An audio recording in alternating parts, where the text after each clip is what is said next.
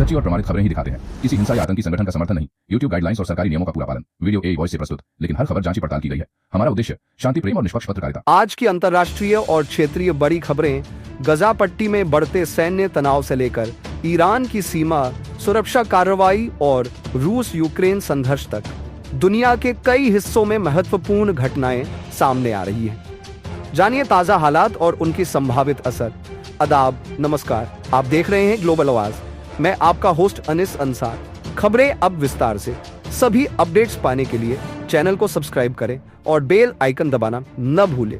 ताजा मानचित्र के मुताबिक गजा पट्टी का लगभग 86% हिस्सा अब नोगो एरिया या फिर इजराइल द्वारा घोषित जबरन निकासी जोन बन चुका है। गजा सिटी जो सबसे बड़ा शहरी इलाका है, वहां पर इजराइल की भारी बमबारी जारी है और लोगों को मजबूरन दक्षिण की ओर जाने को कहा जा रहा है। मानचित्र में दिख रहे नीले गोल बिंदु वे जगहें हैं जहां इजराइल समर्थित राहत सामग्री बांटने के केंद्र बनाए गए हैं। इनमें से ज्यादातर केंद्र दक्षिणी गजा, रफा, खान यूनिस और अल मवासी के इलाकों में है। लाल रंग से दिखाए गए क्षेत्र वे हैं जहां से लोगों को जबरन निकाला जा रहा है। बैंगनी रंग से दिखाए क्षेत्र इजराइल की सैन्यकृत जोन है जहां आम लोगों का रहना मना है। इस मानचित्र से साफ है कि गजा के अधिकांश इलाके अब या तो सेना के नियंत्रण में हैं या फिर निकासी आदेश के तहत खाली कराए जा रहे हैं।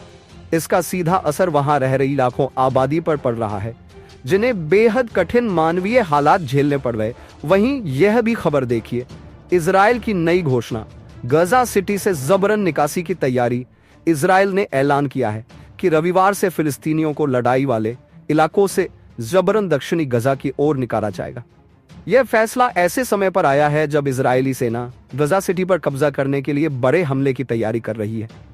सेना के अरबी प्रवक्ता अविचाय अड्री ने कहा कि वहां के लोगों को तंबू और अन्य राहत सामग्री दी जाएगी जिन्हें संयुक्त राष्ट्र और अंतर्राष्ट्रीय संगठनों के जरिए करें अबू सालेम, केरियम शालोम क्रॉसिंग से पहुंचाया जाएगा।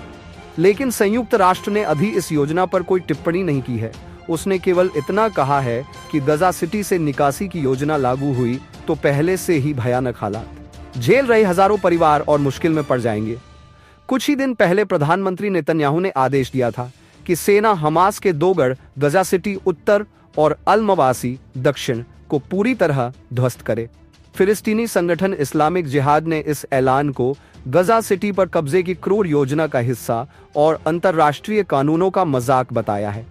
ईरान से एक खबर है। ईरान के सिस्तान बलूचिस्तान प्रांत में IRGC ने 2 आतंकी गिरोहों का सफाया किया जो आत्मघाती हमलों की साजिश रच रहे थे।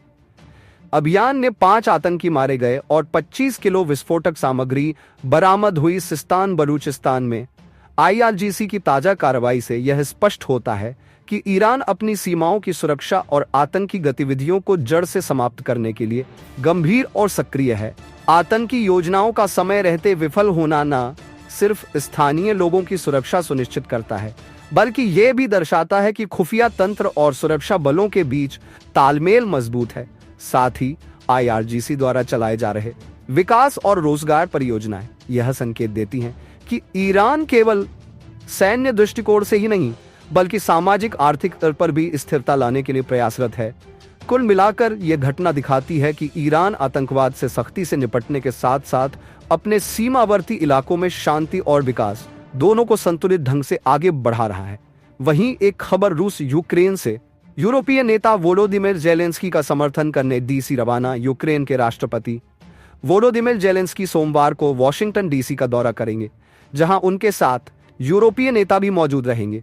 यह यात्रा रूस यूक्रेन युद्ध को समाप्त करने की कोशिशों के तहत हो रही है। इससे पहले अलास्का में ट्रंप पुतिन शिखर बैठक के बाद अमेरिकी राष्ट्रपति डोनाल्ड ट्रंप ने रूस के खिलाफ अपने सीज फायर की मांग और दंडात्मक कदमों की धमकी वापस ले ली। अलास्का शिखर बैठक में रूस के साथ सीज फायर हासिल करना ट्रंप की मुख्य मांगों में से एक थी। इस बैठक में यूक्रेन और उसके यूरोपीय सहयोगियों को आमंत्रित नहीं किया गया था। यूक्रेन को सुरक्षा गारंटी देने पर पुतिन ने भी सहमति जताई जो नाटो के आर्टिकल 5 जैसी गारंटी के बराबर होगी। आज के लिए बस इतना ही। आगे भी देश और दुनिया की बड़ी खबरों के साथ हम मिलते रहेंगे। तब तक खुश रहिए, अपना ख्याल रखिए। अलविदा।